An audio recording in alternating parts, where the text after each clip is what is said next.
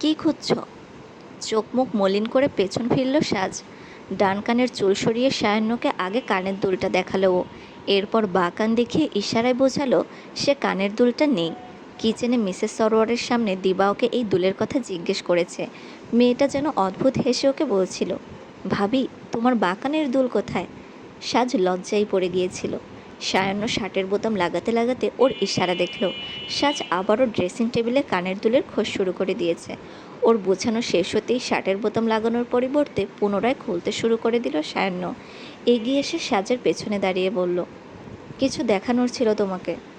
সাজ থেমে পেছন ফেরে, মাথা নাড়িয়ে শুধায়, কি? সায়ান্ন শার্ট সরিয়ে বুকের বাঁ পাশটা দেখালো ওকে। এমনিতেও সাজের চেহারার রং ডুবেছিল, কিন্তু সায়ান্নর বুকে থাকা লম্বা আঁচড়ের দাগটা দেখে আগে ওর চেহারার ফ্যাকাশে রং আরও ফ্যাকাশে হয়ে যায়। মলিন চেহারা নেমে আসে একরাশ অপরাধবোধ। নিজের দিকে আঙুল তুলে সাজ বোঝালো, আমি করেছি এটা? আরে না, তুমি তো এটা করেছো। সায়ান্ন স্বতঃস্ফূর্ত জবাব। বলতে বলতে পেছন দিক ঘুরে কাঁধের শার্টটাও নামিয়ে ফেলেছে ও। বিস্ফোরিত চোখে ওর উন্মুক্ত কাঁধের দাগটা দেখল সাজ। চমকে উঠে নিজের ঠোঁট চেপে ধরল।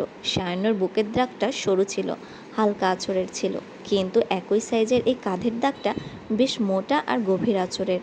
নখের আঁচড় এমন তীব্র হয় সাজের কল্পনাতেও ছিল না, নাইবা কল্পনায় ছিল। ও ওইভাবে লজ্জায় হোক গ্লানিতে হোক মাটিতে মিশে যেতে ইচ্ছে করছিল সাজের।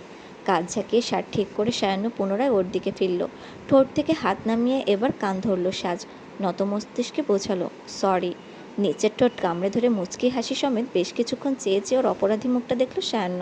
তারপর শার্টের সর্ব উপরের বোতামটা লাগিয়ে এগোলো বেডসাইড ড্রয়ারের দিকে।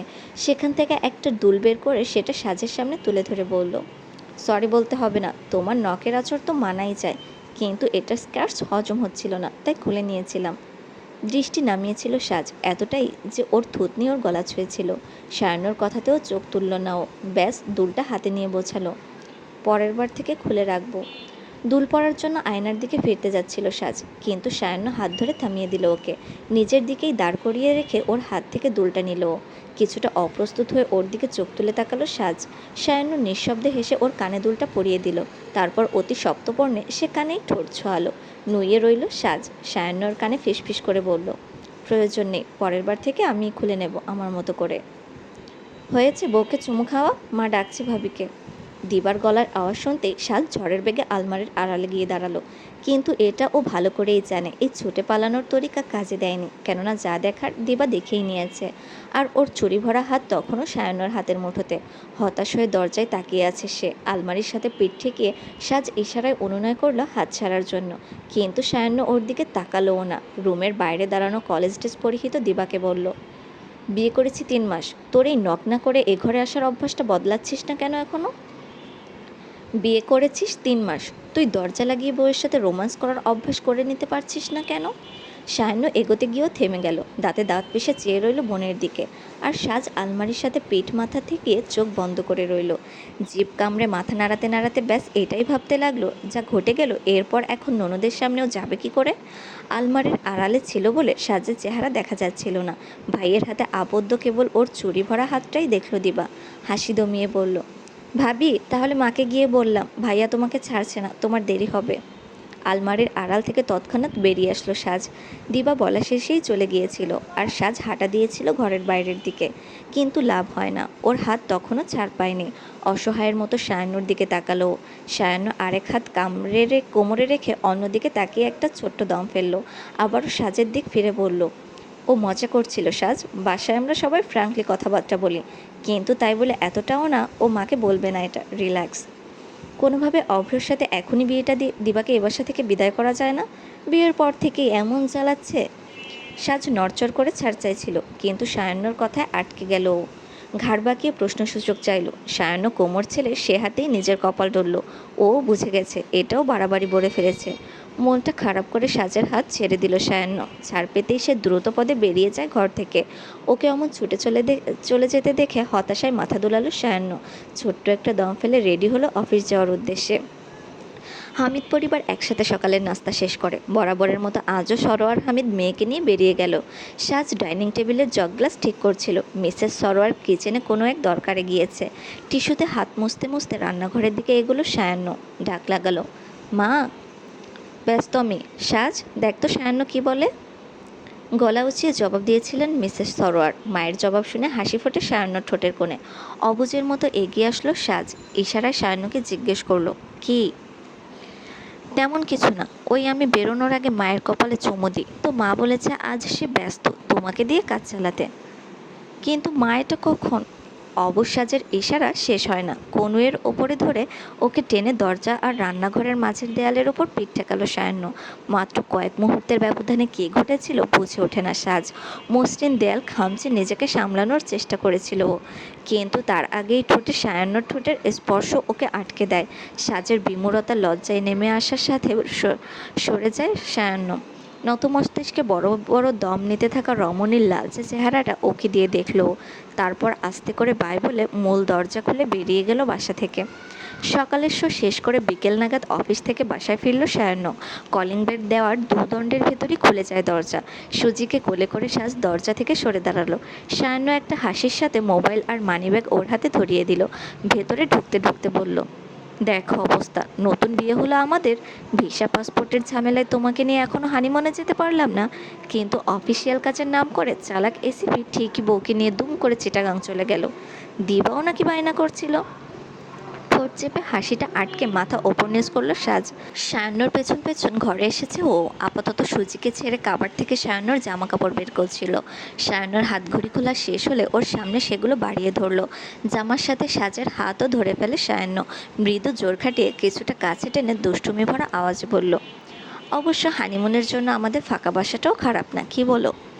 ধাক্কা খেয়ে সরিয়েছিল সায়ান্ন। সাজের কড়া ইশারা পেয়ে হেলে দুলে ওয়াশরুমে ঢুকে যায় ও। গোসল শেষে বেরোতেই দেখে সাজ বই হাতে বেলকনিতে এগোচ্ছে। ওর নুপুর আর চুরির আওয়াজ এক মোহনীয় ছন্দ তুলছে যেন। পেছন পেছন রওনা হয়েছে সুজিও। বেডসাইড টেবিলে ধোয়া ওঠা চায়ের মগটা দেখে মুচকি হাসলো সায়ান্ন। ডান হাতে ভেজা চুলের টাওয়াল চালাতে চালাতে বাঁ হাতে মগটা নিয়ে ও চলে আসলো বেলকনিতে। সাজ চেয়ারে বই রেখে নিচে বসে সুজির সাথে খুনসুটি করছিল। ওর চুরির রিনডিন শব্দে মেতেছিল আশপাশ।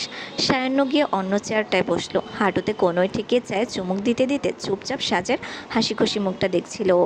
সাজ থামে এক পর্যায়ে, চোখ তুলে সায়ান্নকে দেখে ভ্রু নাচালো। কি? কিছু না।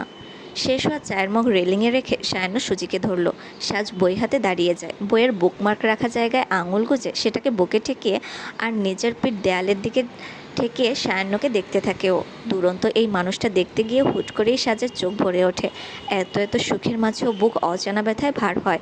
মনে পড়ে যায় ওর জীবনে এই মানুষটার আশা, ওকে আগলে যাওয়া, সব পরিস্থিতিতে ওকে সায়ান্নর ভালোবেসে যাওয়া। মনে পড়ে যায় রেস্টুরেন্টে সেই বিভীষিকাময় দিনটা। ওর মতো একটা কথা বলতে না পারা মেয়ের জন্য এই লোকটা সেদিন মৃত্যু অবধি গিয়েছিল, অথচ সে কথা ওকে কোনোদিন বলেনি সে। সাজের চোখ বেয়ে টুপ করে জল গড়ায়, আর সেটা চোখে পড়ে সায়ান্নর। সুজিকে ছেড়ে তৎক্ষণাৎ এগিয়ে আসলো ও। সাজ চেষ্টা করেও পারল না ওর আসার আগে নিজেকে সামলাতে। সায়ান্নর দুগাল ধরে ব্যস্তভাবে বলল, সাজ কি হয়েছে? কাঁদছো কেন তুমি? কি হয়েছে? সাজ ভেজা চোখে সামনের জনের অস্থিরতা দেখল। বিয়ের পর থেকে সায়ান্ন বরাবরই ওকে বলে আসছে, যা ঘটেছিল তা নিয়ে যেন ও আর না ভাবে। তাই আজ ও আর নিজের ভাবনা বলল না সায়ান্নকে। নাক টেনে চেহারায় জোর করে হাসি ফুটিয়ে বোঝালো, বইটা স্যাড এন্ডিং। সাজের গালে চুলে হাত বুলালো সায়ান্ন। তারপর ওর কপালে একটা চুমু দিয়ে বলল, জানি কি ভাবছিলে, মিথ্যে বলার দরকার নেই। সাজ হেসে ফেলল। না বলার পরও আজ আবারও সায়ান্ন হামিদ ওকে বুঝে গিয়েছিল বরাবরের মতো। সায়ান্ন পাশের পেটুনিয়া গাছটায় হাত বাড়িয়ে কমলা রঙের ফুল ছিঁড়ল একটা। চমৎকার হাসির সাথে বলল, আই লাভ ইউ। ফুল ছিঁড়তে গিয়ে রেলিংয়ের ওপর থাকা মগটা ফেলে দেওয়ার পরও এমন গাছাড়া ভঙ্গিতে ভালোবাসি বলেছিল সায়ান্ন। সাজ আজ আর অবাক হলো না, নাইবা নিজেকে প্রশ্ন করলো, যাকে আই লাভ ইউ বললে জবাবে আই লাভ ইউ টু শুনতে পারবে না, এ মানুষটা কেন তার কাছে এতবার ভালোবাসি জাহির করে? কেননা এর জবাব ও এতদিনে পেয়ে গেছে। ফুলটা হাতে নিয়ে পাশ ফিরল সাজ। সামনে ডুবতে থাকা লালচে সূর্যের দিকে তাকালো। পূর্বমুখী হয় তালুকদার নিবাসে ওর বেলকনি থেকে ব্যাস সকাল দেখা যেত, সূর্যাস্ত না। কিন্তু সায়ান্নর ঘর পশ্চিমমুখী। সূর্যোদয় না থাকলেও এ ঘর ভরা রঙিন গোধূলি থাকে। ডুবতে থাকা সূর্যের আভায় ডোবা অপরূপ সন্ধ্যা থাকে, আর সেই সন্ধ্যার নাম হয় সাজ সায়ান্নর সন্ধ্যা। সায়ান্ন সাজের পিঠে বুক ঠেকিয়ে ওর হাতের ওপর হাত রেখে দাঁড়ালো। সাজ হয়তো পেছনে তাকাতে চাইছিল, কিন্তু সুযোগ না থাকায় ও ব্যাস পাশের চেয়ারে চোখ বুজে শুয়ে থাকা সুজিকেই দেখল। সায়ান্ন ওর চুলে ঠোঁট ছুঁয়ে একেবারে নরম আওয়াজে বলল, তোমার সব বলতে জানা চোখে জল মানায় না সাজ। তোমাকে ব্যাস আদরে মানায়, সোহাগে মানায়। আমি তোমাকে আগেও বলেছি, এখনও বলছি, ভবিষ্যতেও বলবো। আর তুমিও মনে রেখো, গোটা পৃথিবীর সামনে তুমি নীরবতা হলেও আমার জন্য তুমি নীরবতা নাও। তুমি আমার সবচেয়ে প্রিয় সুর, আমার আদলে গোধূলির সুর, আমার সোহাগী সাজ মল্লার। একটা লম্বা শ্বাস ফেলে চোখ বন্ধ করে সায়ান্নর গলার দিকে মাথা ঠেকালো সাজ। সায়ান্নর হাতসহ ওকে দুহাতে জড়িয়ে ধরল।